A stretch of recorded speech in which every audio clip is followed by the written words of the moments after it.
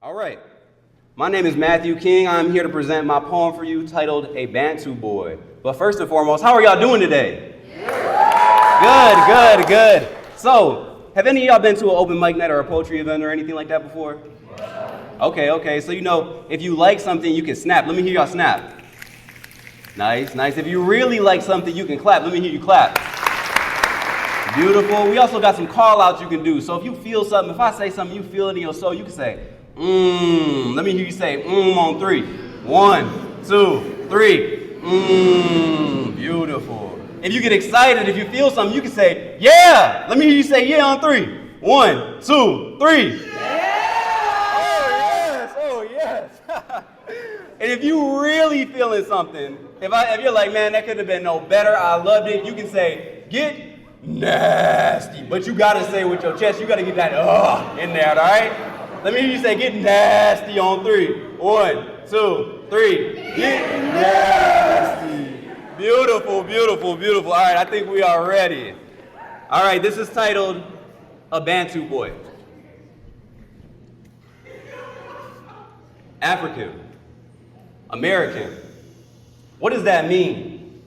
What are my ties to Africa? Other than a middle school boy telling me, boy, your lips look as dry as the Sahara Desert, I did not know my African ties. When classmates spoke of ancestors and history, I felt like the conversation was partially missing me because of my dad's side, my black side. My white friends had family trees that had roots that spread so far and stretched so deep. As they picked the flowers and fruits, I was just finding out that my family could only pass me a seed. I marveled at the tiny thing and placed it in my pocket. College junior year winter break.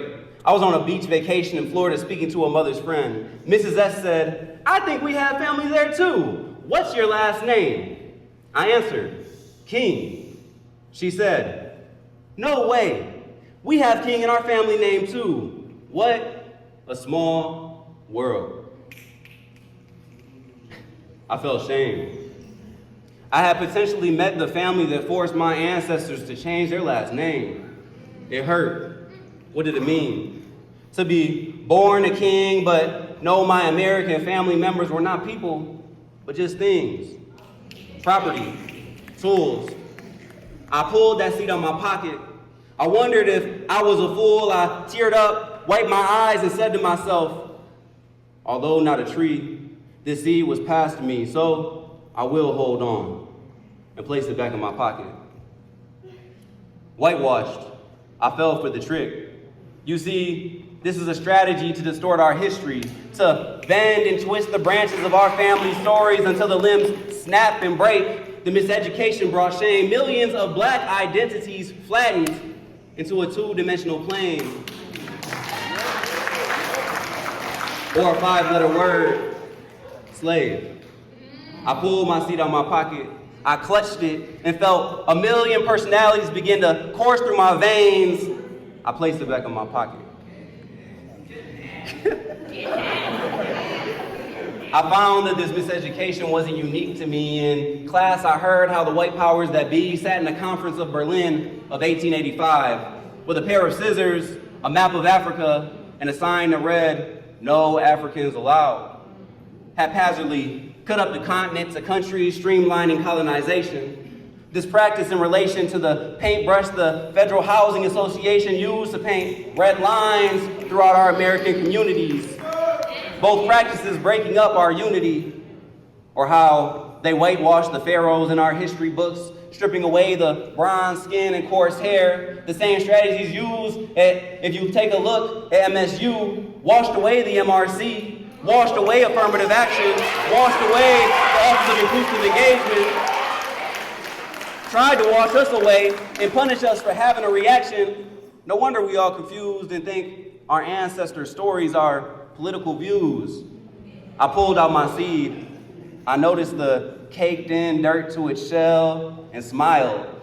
I placed it back in my pocket. Ancestry.com found our roots. I scrolled on the website to find my dad's side, my black side. It said we were Western Bantu of today's Congo region.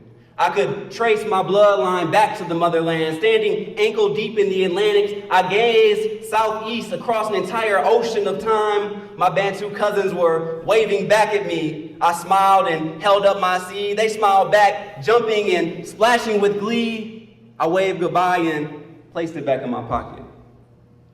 Since that day, I've walked different.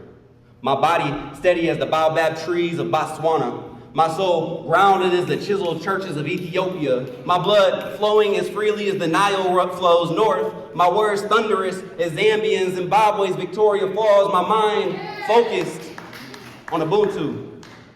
My cousin, a Bantu boy, whispered it to me.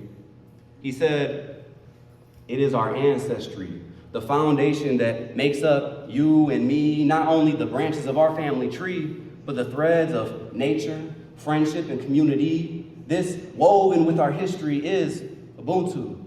I am because we are." This was the soil of which I would plant my seed. I pulled it out my pocket, dropped to one knee, grabbed a handful of earth, and placed the tiny thing into the garden of Ubuntu. It's taught me a lot. I've learned that my African ancestry feeds to my American family. When looking back, there is no shame in my great-grandparents because their souls could never be reduced to a two-dimensional slave, that miseducation was not unique to me, but a tool to divide us today and throughout history, that a Bantu boy walks with me every day, that Ubuntu guides me every step of the way, that the cradle of humanity carried the answers I had seek, tying our stories to one another, interwoven within our genes. Our DNA is African. That is what it means to be African American. Thank you.